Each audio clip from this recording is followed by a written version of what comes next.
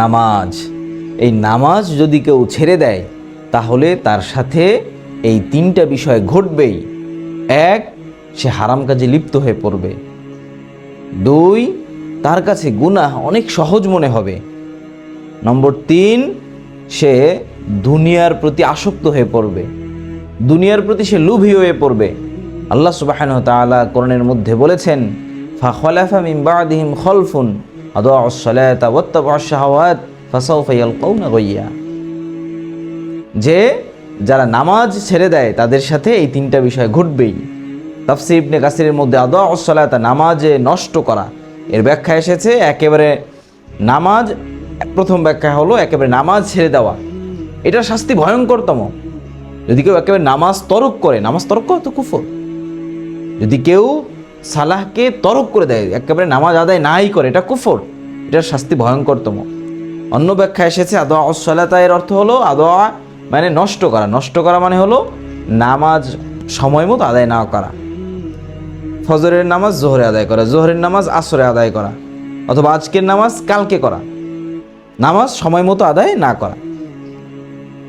নামাজে মনোযোগী না হওয়া, নামাজের মধ্যে খুশু না থাকা, এটা হলো আদাউস সালাহ এর ব্যাখ্যা, ইবনে কাসিরের মধ্যে এসেছে। যদি কেউ এই নামাজ ছেড়ে দেয়, নামাজের প্রতি মনোযোগী না হয়, তার শাস্তি কি? অত্তাবাউশ শাহাওয়াত, তারা প্রবৃত্তির অনুসরণ করে, হারাম কাজে লিপ্ত হয়, গুনাহকে তাদের কাছে খুব ইজি মনে হয়, সহজ মনে হয়, হালকা মনে হয়। দুনিয়ার প্রতি লোভ, আসক্তি, বেঁচে থাকার বাসনা অনেক অনেক বেড়ে যায়। এরপরে এই যখন দুনিয়ার প্রতি আসক্ত চলে আসবে, নামাজ ছেড়ে দেবে, তখন কি হবে? আল্লাহ সুবহানাহু ওয়া তাআলা কি শাস্তি দেবেন? ফাসাউফা ইয়ালকাউনা গাইয়্যা, তাদেরকে গইয়া নামক জায়গায় নিক্ষেপ করা হবে। গইয়া কি? তাফসীরকারকরা কয়েকটা ব্যাখ্যা করেছেন।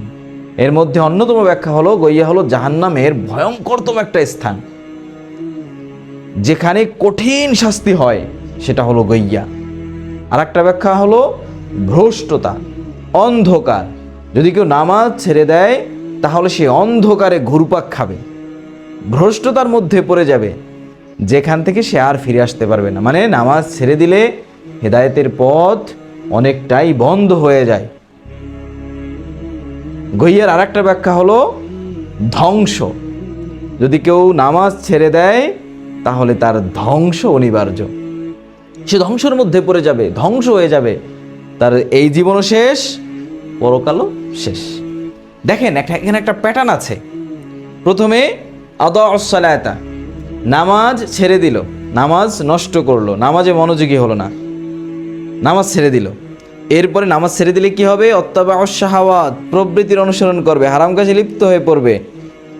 এরপরে তার ধ্বংস অনিবার্য, ফাসাউফা ইয়ালকাউনা গাইয়্যা। প্যাটার্নটা দেখছেন? একের আল্লাহ আমাদেরকে স্পষ্ট বলে দিছেন যে নামাজ ছেড়ে দিলে তোমরা প্রবৃত্তির অনুসরণ করবে, আর প্রবৃত্তির অনুসরণ করলে দুনিয়া এবং আখেরাতে ধ্বংস হয়ে যাবে। ইয়ালকাউনা গাইয়্যা, গইয়ার মধ্যে, ধ্বংসের মধ্যে, ভ্রষ্টতার মধ্যে, জাহান্নামের ভয়ঙ্করতম জায়গার মধ্যে পতিত হবে। আল্লাহ সুবহানাহু ওয়া তাআলা আমাদেরকে খুজুর সাথে, মনোযোগের সাথে নামাজ আদায় করার তৌফিক দান করুক।